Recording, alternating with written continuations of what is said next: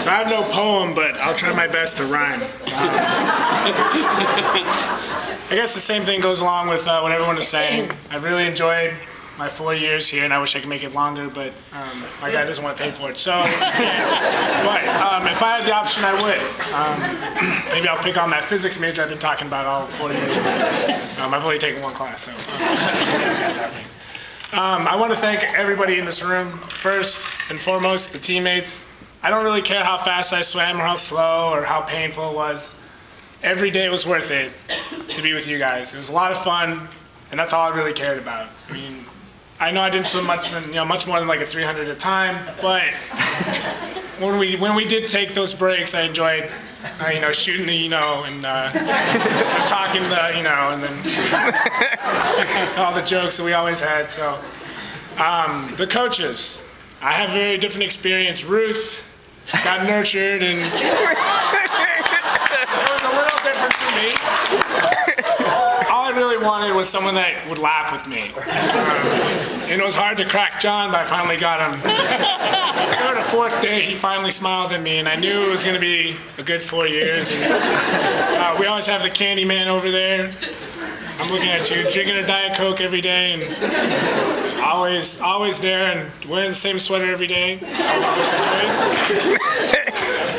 And even though she's new, she kind of fell right into it, and she kind of realized that I was never serious, and I've always appreciated it. And then Chris. And then, again, like everyone says, Chris is just, he's your coach, but he's also your friend, and he's always there to kind of joke around with you, and you can have those sidebars with him that I've always enjoyed. And then Nick. I've known Nick for a very long time. I was 14, I beat him in the 400 IM meters. I believe he was 16, big boy over there, and then he's my captain, now he's my coach, and he's always a good friend, I've always enjoyed him. And then last but not least is my family here, the 2 guys over here that look like me, and then the 2 parents over here that also look like me.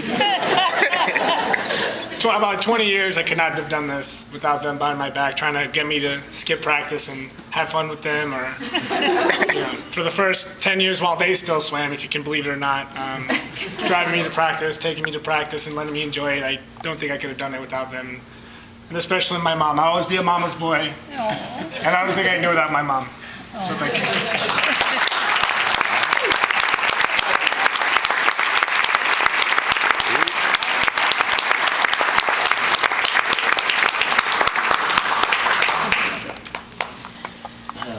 Excuse me if my voice is not up to par, but this Nationals made me think back to my first Nationals in 2007.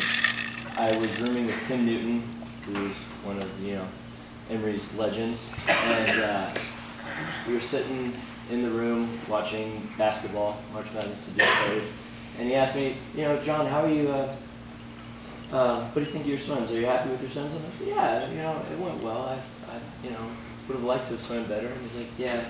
He had won NCAAs the year before and didn't quite have the meet that he wanted to either. And he said, I didn't quite swim like I wanted to, but I can't complain. I had so much fun. So that's what I took that with me for the next 3 years, and I wanted to have the most fun as I could, and I have.